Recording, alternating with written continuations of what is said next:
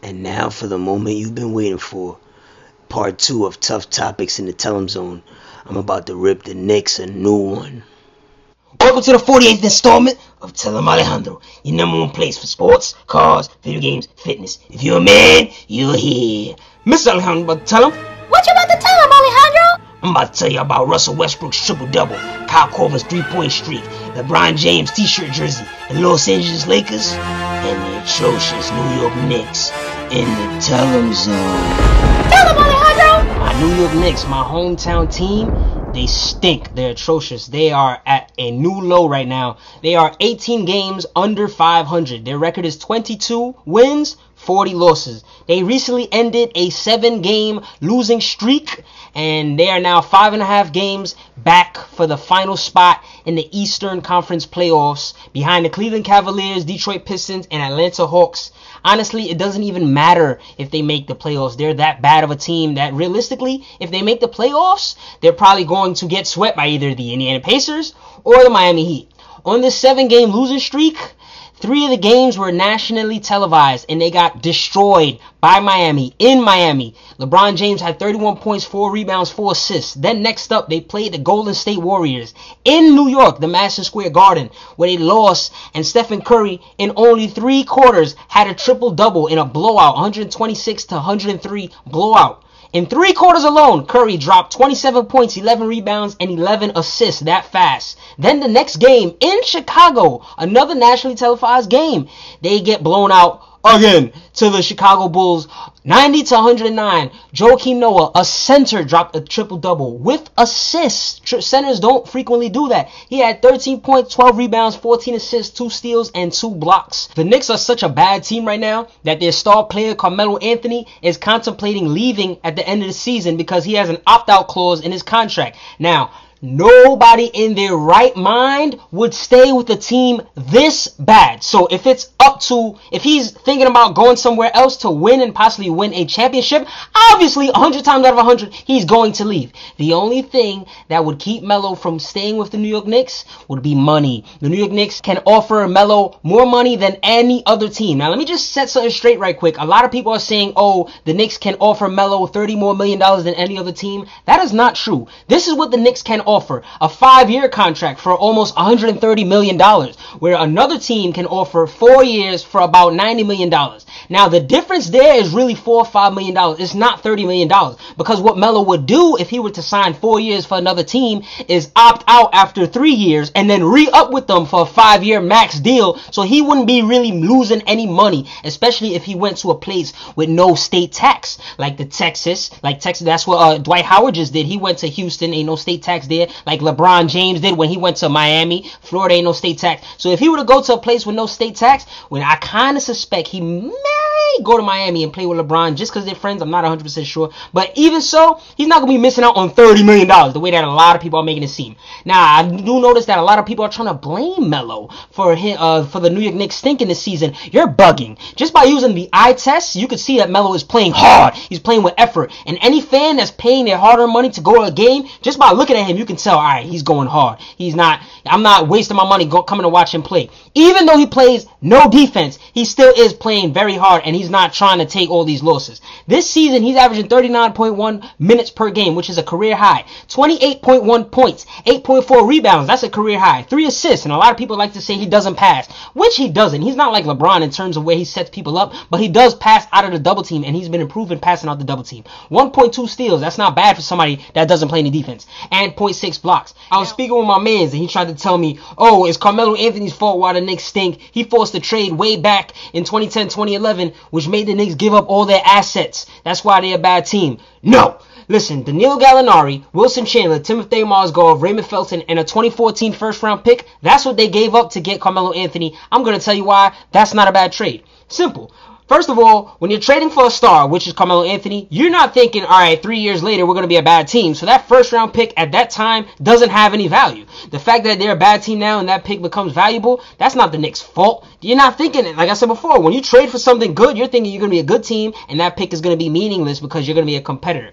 Now, Raymond Felton, Timothy Mozgov, Woodson Chandler, and Danilo Gallinari, you're telling me you wouldn't give those pieces up to get Melo? And by the way, I don't think we would have enough money to keep Melo if we we had those guys on the roster, so something had to give. We had to go get Melo, straight up. Not to mention Melo threatened to possibly force a trade to the Brooklyn Nets if the Knicks didn't go and trade him. The Knicks would not be able to sit back and allow the Nets to swoop in and make a trade for Melo. If they allow that to happen, they would be looking in the mirrors like, dang, we messed up big time. And also, Melo wanted to trade desperately because he wanted a 3-year extension, because at the time the NBA was about to go into the lockout. Remember that? And we didn't know what type of negotiations we would do with the labor laws and how contracts would work out. So Melo wanted his money at that time. I understand. I would want my money at that time too if I'm about to go into some rules that I don't know what I'm about to walk in.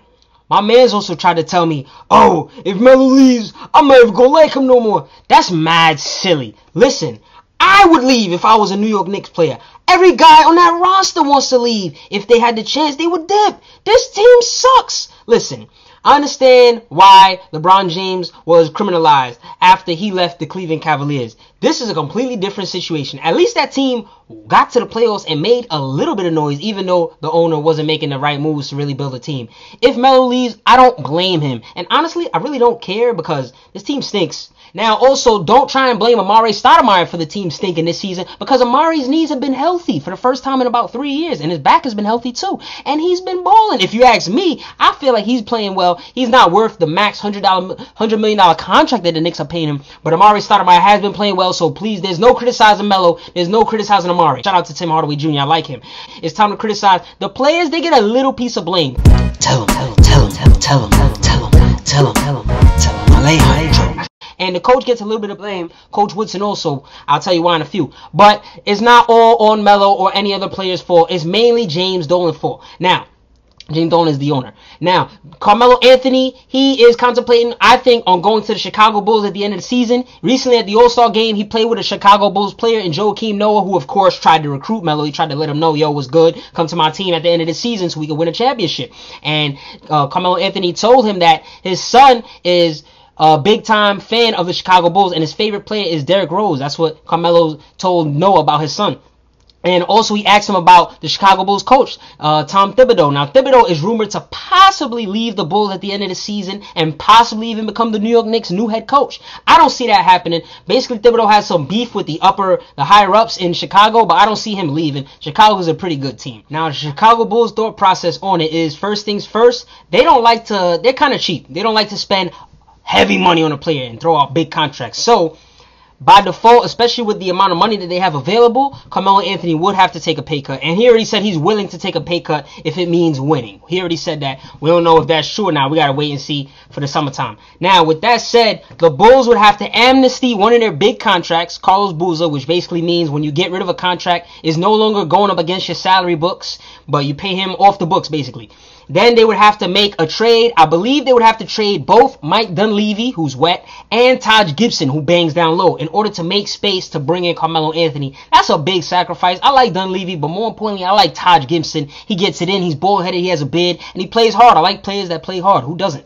Now, another piece of the Bulls' thought process is the fact that if they were to bring in Melo, they may not have enough money to bring in one of their players from Real Madrid, Nikola Mirotic. This is a Spanish player that they drafted a few years ago, and they wanted to bring him in to the team next season. But if they tie up a lot of money in Melo, they may not have the money to do that. By the way, with Thibodeau possibly being rumored to come to the Knicks, that basically means that the coach for the Knicks now is probably going to get fired at the end of the season. Coach Mike Woodson. I don't think that is fair. I'm a defender and a supporter of Coach Woodson. Even though he's not perfect and he does not make a lot of good decisions all the time. You know what I'm saying? Let me break something down for you. This is the same coach that last season we won 54 games with and went to the second round with. I don't like his philosophy at all times. Offensively, he likes to isolate too much and get the ball to J.R. Smith or Melo and stop the ball movement, and I'm not feeling that all the time. And I don't like defensively how his thought process is to not rotate, it's to switch. They always switching and creating mismatches for themselves defensively. I'm not feeling that. And also, he doesn't play the youngins, Jeremy Tyler, Teray Murray, just to name a few. Tim Hardaway Jr. started getting minutes late. Sorry if I missed anybody else, but Mike Woodson, he does need to make a few changes, but this is not all his fault. What's going on with the New York Knicks is James Dolan's fault. James Dolan has a no media policy, and oftentimes when things things go wrong for the Knicks? Coach Woodson has to answer to that. Coach Woodson is put in the flames and fires of the New York media, and he has to answer all these crazy questions that they asking him, that they should be asking the owner, James Dolan, and the general manager, Steve Mills, but they don't never be showing their face. They always put Coach Woodson to go answer them questions, and even the players have to answer these crazy questions. One of the things about our owner, James Dolan, that people don't seem to realize is that he genuinely does not care about his fan base. There's a reason why the Knicks stink so bad, because he really just don't care. And I got a question to all you Knicks fans. Why do you continue to support this team when you have an owner that's spitting in every single one of your faces? Every game that you go to, he doesn't care. He just wants some money. M-O-B-B. He don't care. Right now, the Knicks organization is the richest organization. All he cares about is getting fans in the seats. That's one of the reasons why he wants to bring back Carmelo Anthony. Not to win and build a winning team around him and possibly win a championship. It's to get fans to stay into the stadiums. Spike Lee, question for you. Why have you been continuing to support this terrible owner for year after year after year? You're sitting in the front row. I know they're not giving you free tickets. You're sitting in the front row with orange and blue on. And I know you're a New York Knicks loyalist. The same way I am. I'm a big fan. But if you want change the way that I want change and all of us want change, it's time to make change. Stop supporting James Dolan and the New York Knicks. Let him know what it is. Yo, we're tired of you giving us a bad team, and now we're about to make change. Start supporting his rivals, the Brooklyn Nets. Right now, the Brooklyn Nets are a 6th seed in the playoffs, and at the end of April, in the beginning of May, when the playoffs start, ain't nobody gonna be talking about the Knicks, because the Knicks ain't gonna make the playoffs. The Nets are gonna make the playoffs. The Nets are gonna get some publicity. Everybody gonna be talking about the Nets. So hop onto the bandwagon if you really want to see things change for the New York Knicks. On March 19th, there's gonna be a protest outside of Madison Square Garden by a bunch of fans. I hope it goes well. I'm pretty sure James Dolan isn't going to respond because he's just that type of loser. But hey, hopefully the protest goes well. Hopefully our message gets across. By the way, it just might have started getting across to James Dolan because it seems like he may be trying to make a little piece of change. I ain't gonna give him no credit yet, but he recently spoke with Phil Jackson. If you don't know who Phil Jackson is, he's a Hall of Fame coach, 11-time champion. He coached Michael Jordan, Kobe Bryant, and Shaq, and he also used to play for the New York Knicks way back in the 70s where he won 2 NBA championships. He's always said one of his dreams would be to coach the New York Knicks to a championship because he has a certain feeling for the Knicks, certain love for the Knicks. But here's a problem. If you have a girl in your class, this is for all you men, there's a girl in your class, right, and you're interested in her, right, you get eyeballing her. Every time you go to bio, you want to go to bio just to see her. Now, today's the day you about to make a move on her, right, you about to go talk to her.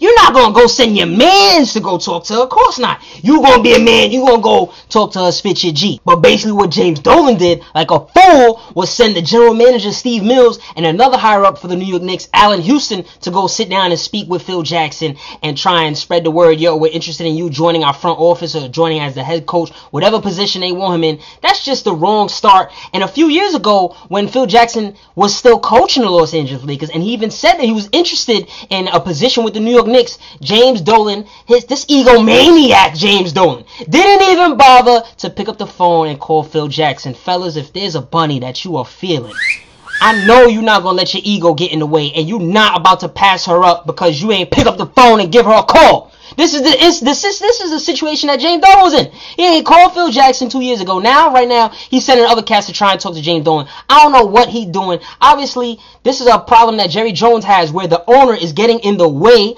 of the building of the team. Jerry Jones is the owner for the Dallas Cowboys, the football team. That team has, in 17 years, since 1996, it's been 17 years, and they've only won 1 playoff championship. There's a problem with that because this is a problem where the owner does not want to empower the people that are working for him. He wants to stick his nose in everything, and that's just wrong. That's what leads me to believe in 2015 when the New York Knicks do have cap space, they're not going to do anything good with it because nobody's going to want to come here and play for James Dolan and the New York Knicks. For example, some of the free agents available in 2015, Rajon Rondo, All-Star, LaMarcus Aldridge, just to name a few. I don't see them coming to play for the New York Knicks. Why would they? Dolan's a fool. And even this season, they have a bunch of contracts that are set to expire in 2015. I feel like they're going to mess that up and probably make a stupid trade this season and mess up a whole bunch of stuff. I just don't see Melo returning to the New York Knicks. I definitely could see him going to the Chicago Bulls. If not, I see Melo possibly joining the Miami Heat since LeBron James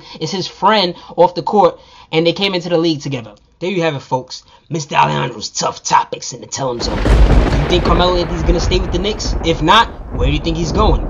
Tell him in the comments. Tonight's hazy purple bow tie is brought to you by DKNY. It's tough. Tune in for more sports, cars, video games, fitness, and all that. Follow at Em Alejandro on Twitter to hear my immediate reaction to live sports events. Outro music. Please, New York Knicks fans, it's time to hit James Dolan where it hurts most. Stop supporting the New York Knicks. I know it's going to be difficult because you love the team, but he needs to feel it in his pockets. It's time to go support the Brooklyn Nets, the New York Knicks rivals. That's where he's really going to feel it. If Carmelo Anthony leaves, if we go support the rivals, if he feels in his pockets. This is New York. We got the hardest street ballers in New York. Go anywhere to Harlem, Jamaica, anywhere in New York. I'm telling you, we got the waviest ballers. This is absurd what's going on. And we're not dealing with it no more. It's time to let Dolan know how we feel. Let him know how you feel. Stop supporting that team. Spike Lee, you too. Stop. Hey, get it. Get it. Get it.